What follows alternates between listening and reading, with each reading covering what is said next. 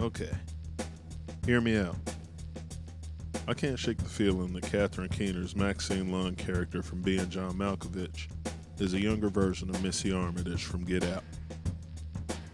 Many, many moons ago, I saw Being John Malkovich, and like so many other young men my age, I was instantly smitten with Catherine Keener.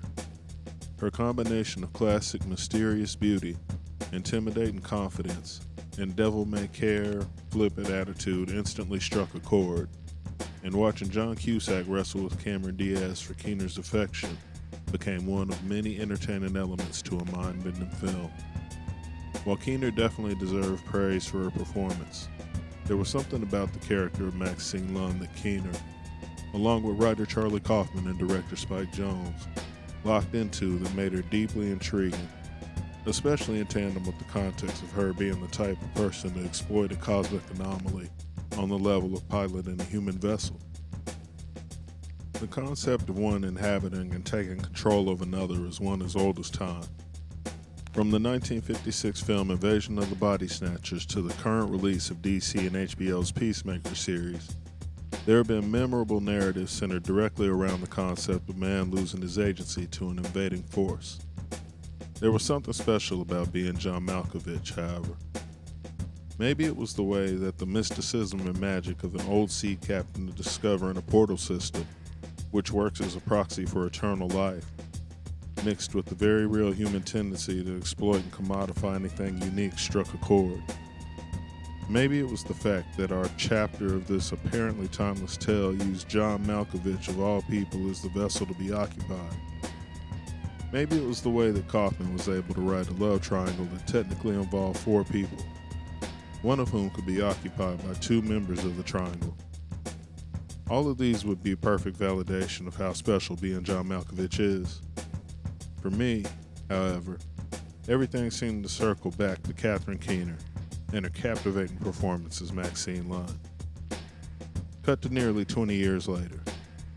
Jordan Peele, one half of the breakthrough comedy duo Key and Peele, has caused a stir of confusion and interest through a singular announcement: the release of his directorial debut, a socially aware horror film titled Get Out.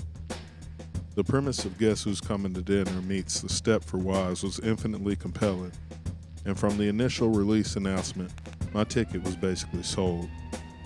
I remember taking my seat in the theater and buckling in, and for the first 15 minutes or so, I was all in. And then it happened.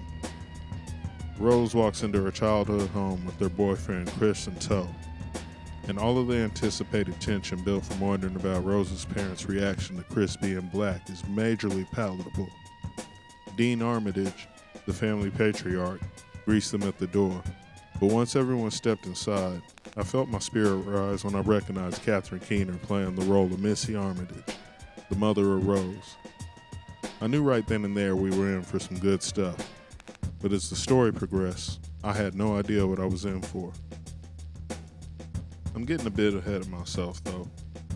Before diving into things, we should first take a look at what's on the table here in a general manner. And once we know what we're working with, we can dive in and seek theoretical validation.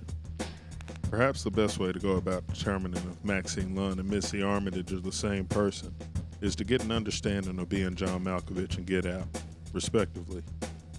Once we have an understanding of who each character is and how they fit into their film worlds, we should be able to look for any possible connections that will help crystallize our theory.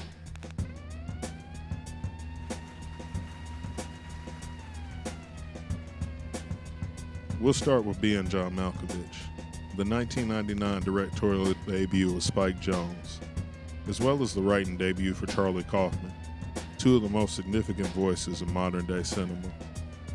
The film centers around Craig Schwartz, a down-and-out puppeteer played by John Cusack, and Lottie, his animal-obsessed wife played by Cameron Diaz. With the frustrating career and no job as his defining characteristic, Craig seeks out employment at the Merton Flimmer building in New York City, and thanks to the odd Dr. Lester, played by Orson Bean, Craig finds work as a file clerk on the 7th and a half floor, where the low ceilings mean low overhead. Much to Craig's chagrin, he finds himself infatuated with Maxine Lund, a standoffish vixen with zero interest in returning Craig's affection. During a normal workday, a file that Craig drops behind a set of cabinets leads to the discovery of a mysterious door. After a brief moment of contemplation, Craig reluctantly peeks into the hole, only to find himself immediately pulled in through a tunnel and placed in what can only be described as inside John Malkovich. After 15 minutes or so, Craig finds himself spit out on the New Jersey Turnpike. Ever the opportunist, Craig looks to kill two birds with one stone by telling Maxine about the portal, a move that he hopes will endear her to him, but knows will potentially make both of them money. As the discovery turns into a full-fledged business, Craig is forced to deal with Lottie's growing fascination around the portal, his rocky attempts at a relationship with Maxine, an extremely frustrated John Malkovich at wit's end, and eventually, the cosmic powers of the portal itself.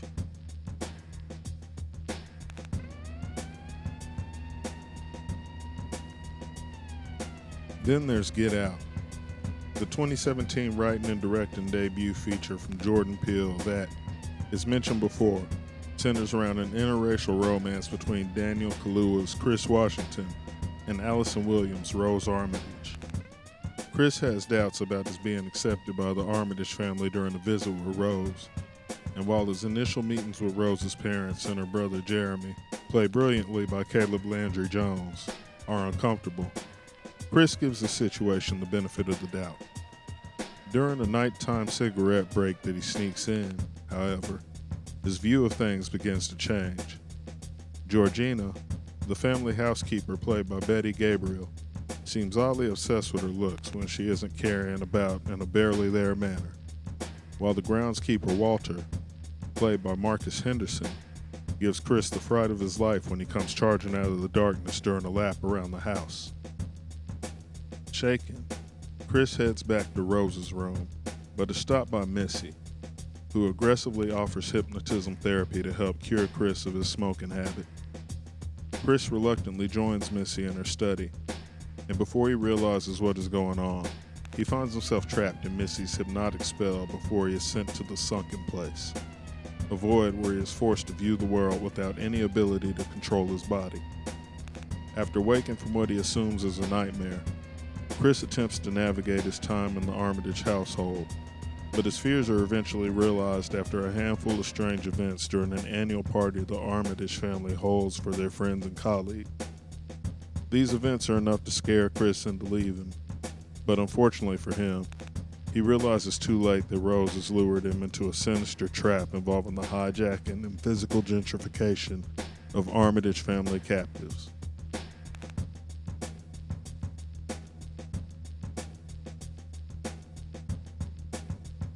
Approaching things chronologically, the arc that Maxine Lund undertakes in Being John Malkovich serves as her origin story for this theory. Her first few interactions with Craig Schwartz immediately established Maxine as an aggressive straight shooter with almost no tolerance for BS. She rightfully assumes that Craig's small talk has salacious intentions, so anything that even remotely resembles an advance from him is immediately shot down via biting and direct judgment-filled retorts. I was thinking about what you were saying the other day about the orientation films being bullshit. Yes. I think maybe you're honest. And 50 other lines to get into a girl's pants. No. No. No. I was just talking about the film. Here's the thing. If you ever got me, you wouldn't have a clue what to do with me. I wasn't. I was talking about the film. She does admit to being dubious, which makes it doubly hilarious that she illustrates it by being so standoffish and judgmental, with observations that are backed by what feel like unshiftable opinions. While Maxine sticks to her personality guns when Craig initially informs her about the Malkovich portal, it is Maxine who not only makes a turn in judgment, but convinces Craig to exploit that Malkovich portal financially. All of the standoffish traits she exhibits are dropped for a deeply manipulative and exploitive approach rooted explicitly in Maxine using Craig's affection in order to get him to do her bidding. Maxine, there's something, I don't know, like profound here. I don't know. Maybe we should exploit it. Think? I need you for this, Craig. You're my man on the inside. You need me? I'm your man. Sure, whatever. Through Craig, Maxine eventually is introduced to Lottie, and through this pairing, two very important things become clear in regard to Maxine and her personality. First and foremost, Maxine's obsession with control comes to light through the bizarre love triangle she creates between herself, John Malkovich, and a warring Craig and Lottie, who are fighting for control of Malkovich to win Maxine's affection. I don't find you attractive. Lottie, I'm smitten with you. I am, but only when you're a Malkovich.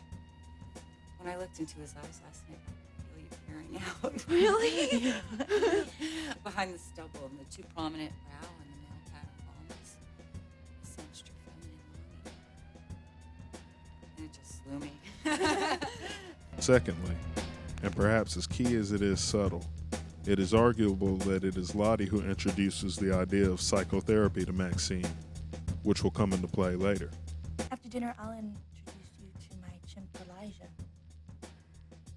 He has an ulcer right now due to suppressed childhood trauma.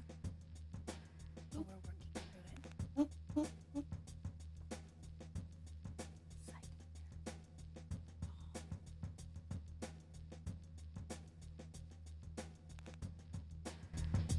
As a go-getter with a clear lack of scruples in regard to personal gain, the obvious natural chain of events takes place for Maxine, or at least the most natural considering the cosmic circumstances.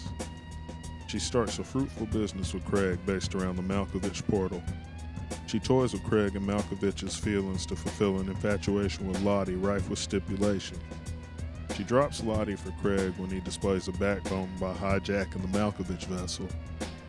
She joins Craig in further hijacking Malkovich's life by altering his livelihood and planting the seeds of a family. And finally, she selfishly leaves everyone dependent on the Malkovich vessel behind after becoming pregnant and accepting motherhood. In true Maxine fashion, the entire set of events is aggressively messy. And when the dust settles, Maxine is left romantically connected to Lottie forever and bound to her daughter Emily, who was not only fathered by Lottie via her time in Malkovich, but whose subconscious also serves as an eternal prison for the lovelorn Craig. The picture of Maxine that Being John Malkovich paints is certainly a volatile one, and if not for her stunning looks and seductive personality, she likely would have to come out on the other side as a pure villain. Motherhood carries a unique and distinct euphoria with it, or so I've been told, so it makes sense that she would make such a swift and drastic turn in the wake of the Being John Malkovich climax, when everything she wants is on the table. Once that high of motherhood wears off, however, it wouldn't be hard to imagine that Maxine's root personality would take hold again. If you as viewers would allow me, I'd like to make a brief detour into the realms of heavy speculation before bringing things back down to earth. I highly doubt that Lottie would set her love for animals and psychotherapy aside. So more than likely, Maxine found herself continually exposed to Lottie's education and theories surrounding PTSD, breakthrough therapy, and much more.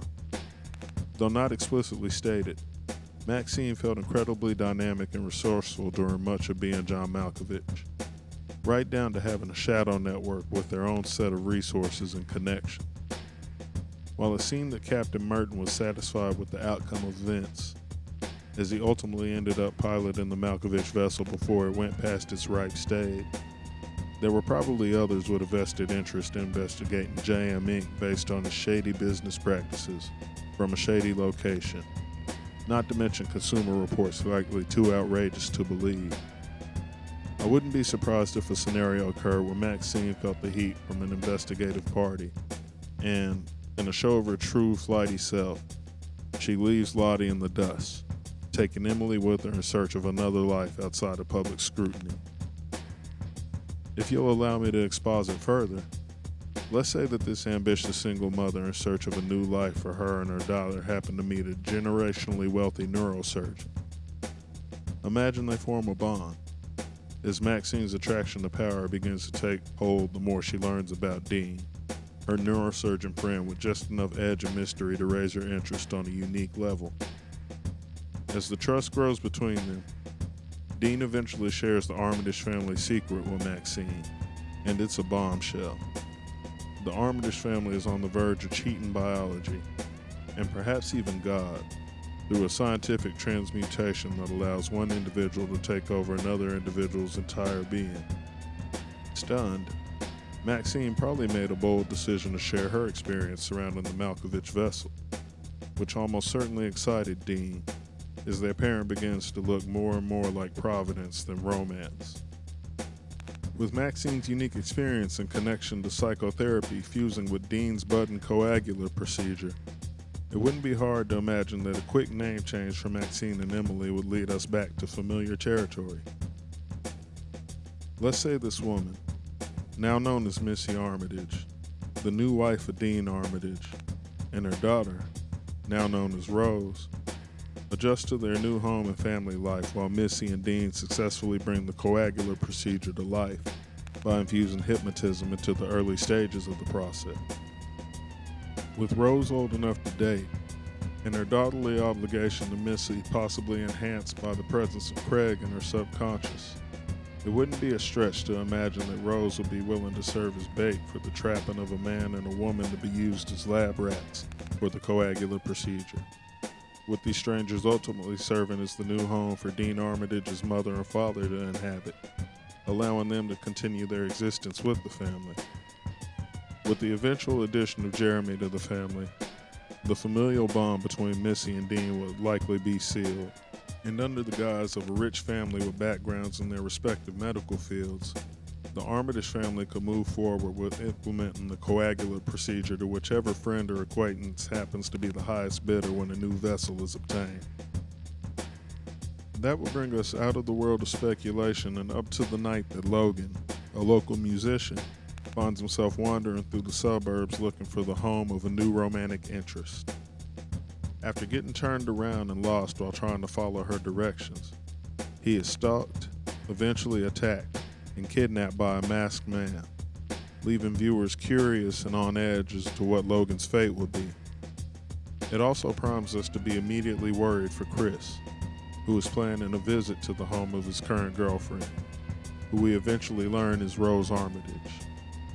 While Chris is also worried, his worries do not match that of the viewer, as Chris's concerns fall squarely within the realm of race, while us as viewers are worried about Chris potentially walking into a trap we do not yet have enough information to fathom.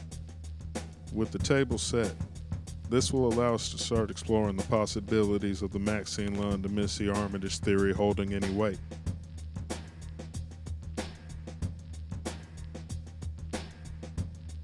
Let's start by taking a look at the coagular procedure in depth, going through each stage of the process and looking for connections to the Malkovich portal phenomenon from Being John Malkovich, as well as any other lingering connective tissue. Okay, let me just tell you what it is. Phase 1 was the hypnotism. That's how they sedate you. Phase 2 is this. Mental preparation. It's basically a psychological pre-op. Yeah. For phase 3, the transplantation. Phase 1 of the coagular procedure is hypnotism, and phase 2 is mental preparation. Gleaning what I can from the Maxine Lund journey and Roman Armitage's words on the history of the coagular process, I would imagine that the psychotherapy knowledge that Maxine brought to the table from her time with Lottie was the key to transitioning the coagular procedure from theoretical practice to a working procedure. It would not be that far out of reach, then, to surmise that this trauma response was not lost on Maxine if Lottie told her about the experience. With the education of how past trauma can make one susceptible to suggestive therapy, and an example of this theory in action from someone she trusts, A Maxine that we now know as Missy is likely perceptive enough to determine that hypnotism will be a way to prepare the body and mind for submission and the relinquishing of control. Viewers get to see this in action when a brief discussion of Chris's mother passing is punctuated by a suggestive cue in the form of Missy's iconic teaspoon to teacup tap. With this primer set in place, it is only a matter of time until Missy lures Chris into a hypnotic state under the guise of an aggressive sit-down for a process to cure smokers of their addiction. Before Chris realizes it, Missy has completely shaped Chris's mind to return to the traumatic night that his lack of action indirectly caused his mother's death. And in a terrifying instant, she pulls the rug out from under him and locks him into the subconscious prison she dubs the sunken place. Now you're in the sunken place.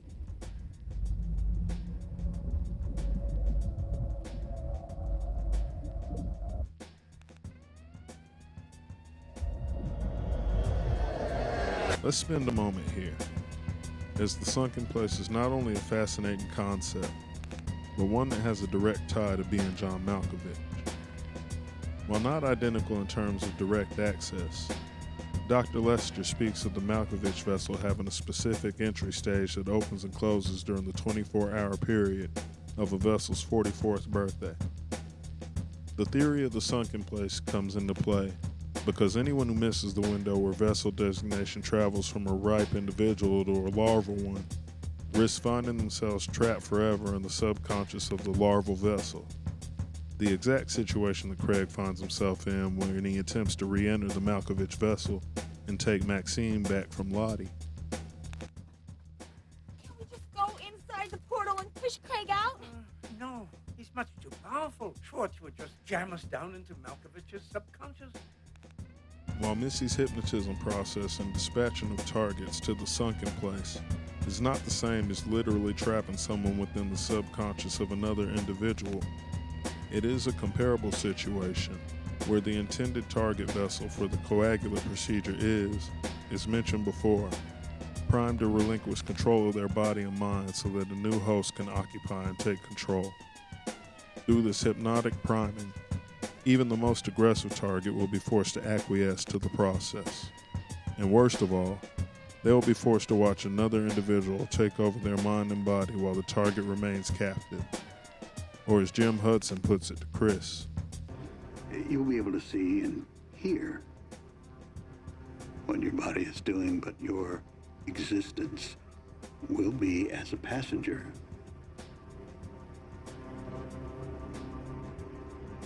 An audience. You'll live in a sunken place.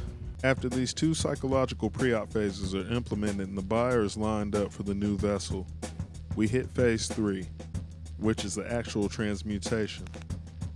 While Dean Armitage does not have access to a cosmic portal similar to that of Captain Merton, he has something one step better. An actual neurosurgical procedure that allows him as much control as he likes in regard to the vessel transmutation process. Considering that Dean Armitage has a very strong and invasive personality, traits that would already endear Maxine/Missy to him, the fact that he wields the knife for the coagulant procedure would not only make him that much more powerful in her eyes, but it would also take out any guesswork or cosmic what-if scenarios that come with the original portal process discovered by Captain Merton. With our healthy foundation laid, let's take a look at the similarities and differences between Being John Malkovich and Get Out in regard to this theory.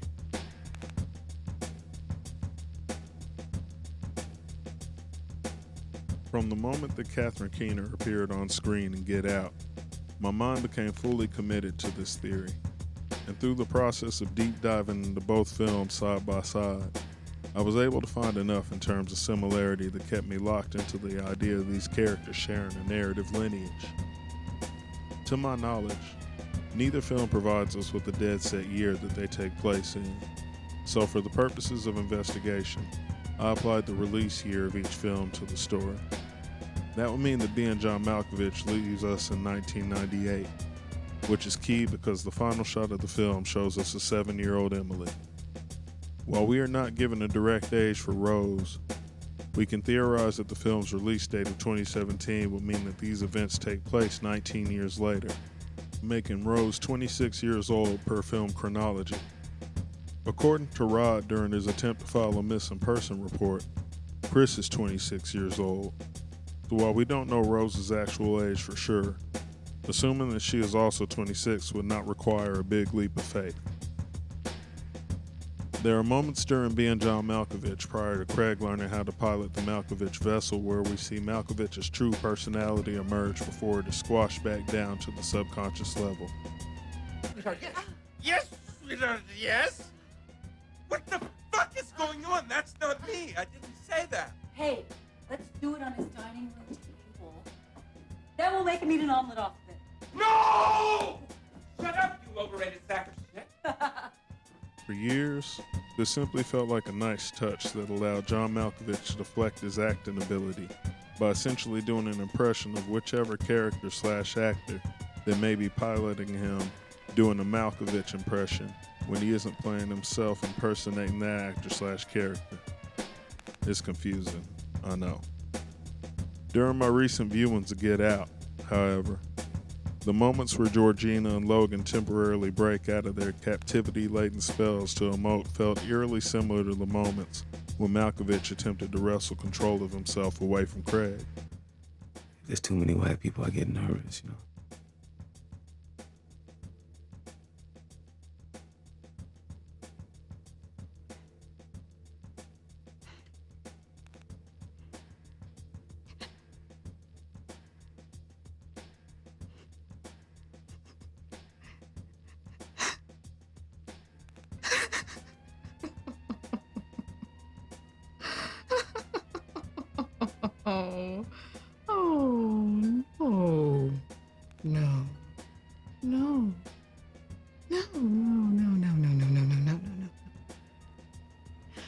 I do something.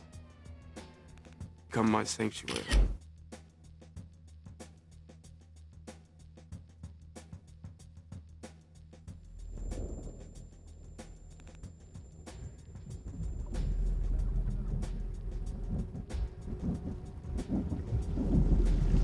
Get out. Sorry, man. Okay. Get out! Speaking of Logan, when we see him at the garden party, he is making some very interesting moves and gestures that, to the uninformed viewer, would simply come off as a comical take of an older white man attempting to break in his new black body. Once I made the connection to Being John Malkovich, however, I realized that these actions very much resemble Craig's description of finally learning how to pilot the Malkovich vessel. It's all a matter of making friends with the Malkovich body, rather than thinking of it as an enemy that has to be pounded into submission. I began imagining it as a really expensive suit that I enjoy wearing. With that brief bit of insight, Logan's actions suddenly come off much more like someone who just got a brand new suit, attempting to make it comfortable by moving around in it, swinging his arms around, and generally admiring himself in it.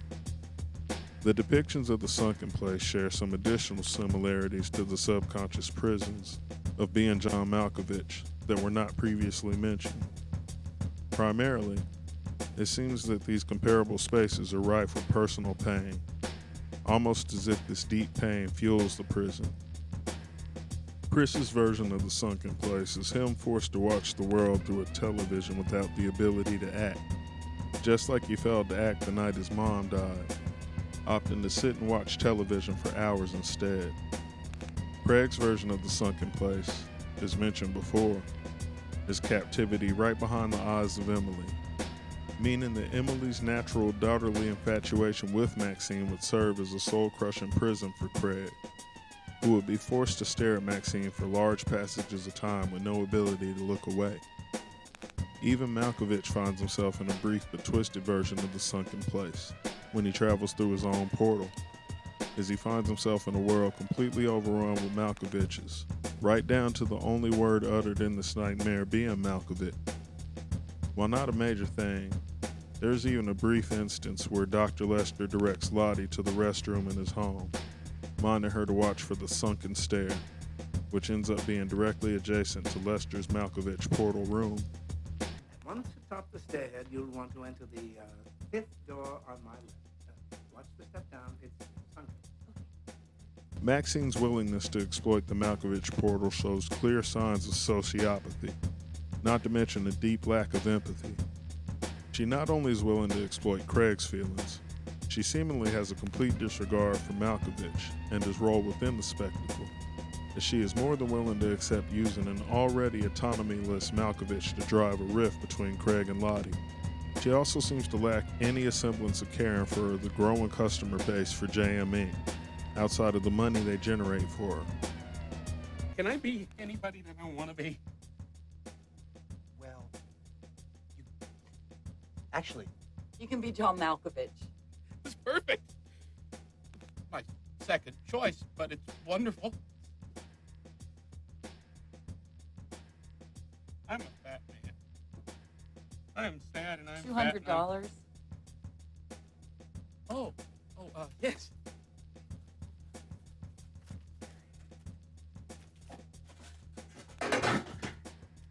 While we don't see her mirror these actions as drastically during her Missy stage, we can assume that her willingness to capture young black men and subject them to the coagular procedure would indicate an even greater presence of sociopathy within her, as she essentially steps into the realms of supervillainy via her connection to Dean Armitage, who cannot be more diametrically opposed to Craig in terms of personality and power complex. Perhaps the thinnest similarity, but the one that made me genuinely laugh the hardest, was Rod's immediate and continuing insistence that Chris was going to end up as a sex slave. Bruh, I don't care if the bitches are Yana Van Zant, okay? She can't fix my motherfucking life. You ain't getting in my head. I know she caught me off guard, right? But it's cool because I'm cured. It worked. Bruh, how you not scared of this, man? Look, they could have made you do all types of stupid shit. They have you fucking barking like a dog, flying around like you're a fucking pigeon, looking ridiculous, okay? Or, I don't know if you know this, white people love making people sex slaves and shit. Yeah, I'm pretty sure they're not a kinky sex family, dog. While this did not manifest in Get Out, if we take a look at Maxine's actions involving Craig, Lottie, and Malkovich, if she wasn't putting Malkovich, and transitively, whoever happened to be piloting him, into a sex slave position to pleasure her and do her bidding, she was certainly towing that line.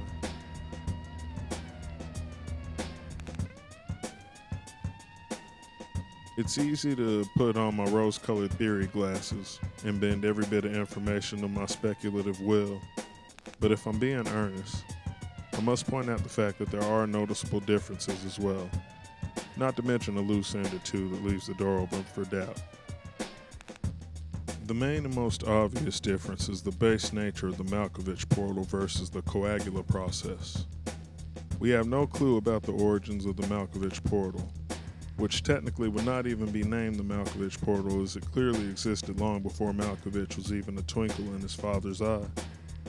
The most we know about the history of the portal is that Captain Merton discovered it, and every 44 years, he jumps from old portal to new portal, whomever the new portal may be. We also see that Captain Merton is able to build a collective group of fellow senior citizens hoping to cheat death, and somehow, he is able to bring what seems to be countless numbers of people along with him as he jumps from portal to portal. This spells in stark contrast to the coagular procedure, a mythicism-free technique developed by an Armitage-connected order, which, while mysterious in its own right, is nowhere near as strange as the existence of a completely random cosmic portal. While strange and horrific, the Armitage family uses a basis of science and medicine to pull off the coagular procedure, with the entire process finding completion via the hands of Dean Armitage. There is also an easily discernible difference between each phenomenon's portal assignment process. In the case of the Malkovich portal process, there is a larval stage and a ripe stage, with the timing of the transition into a portal being key, lest one risk finding himself stranded in the subconscious of a yet-to-be ripe portal. By comparison, the coagular process is more of a browse and select process, with vessels to be selected based on their physical attributes, their looks, and other tangible factors. Hence the unfortunate coincidence of all the coagular procedure victims being black. if one wants to refer to a targeted process as a coincidence. As for loose ends, for lack of a better term, the main one that stood out to me would be the existence of an actual portal door in Being John Malkovich. We previously mentioned that Get Out relies on a procedure rather than a portal, but keen-eyed viewers will notice that Chris's moment of discovery is connected to a tiny door in Rose's room that is eerily similar to Dr. Lester's portal door in the Merton Flemmer building. It could be a symbol, it could be an acknowledgement-based wink and a nod, or it could be a completely pointless coincidence, but it's definitely worth pointing out.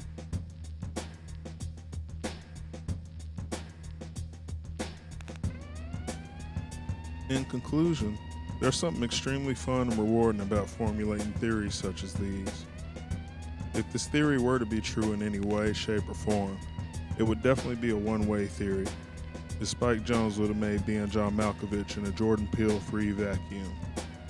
It doesn't take a genius, however, to recognize Peele's narrative prowess, and it made me wonder if all the focus on racism surrounding Get Out, while wholly appropriate, also served as a distraction of sorts to keep people from keying in on the real magic trick. Why the psychology aspect of it? I'm a big horror fan, and I feel like all the great horror films have something to say. They have a real horror that they're about. And I felt like the issue of racism and the psychology of racism had been ignored in this genre. And I feel like this is, it's meant to be fill in a gap. It's meant to fill in this missing piece of the conversation. Through story and entertainment, I feel like we often neglect one of the most powerful ways we can communicate. And right now, I feel like the way we talk about race in this country is broken. And, you know, I don't know, maybe this will fuck shit up in the wrong way. I don't know. But I do feel like art and communication is like, that's the one tool we have against the true horrors of the world, which is violence. So I hope that this is an inclusive experience, and I hope it's something that inspires people to just talk. Either way, be these movies separate from or connected to one another, each is a certified modern-day classic, not to mention both being wildly impressive debut films. Thank you once again for tuning in to Doom on Film here at DOOMtubeATX. If you enjoyed this extremely wild theory, please leave a like on the video, and if you have any feedback, questions, additional insight, or further examples connected to the theory, don't hesitate to leave a comment below. If you're curious about further film-based ruminations, then go ahead and get your subscribe on. I appreciate everyone who has been taking the time to check out these videos. And until next time, keep that love for film burning bright.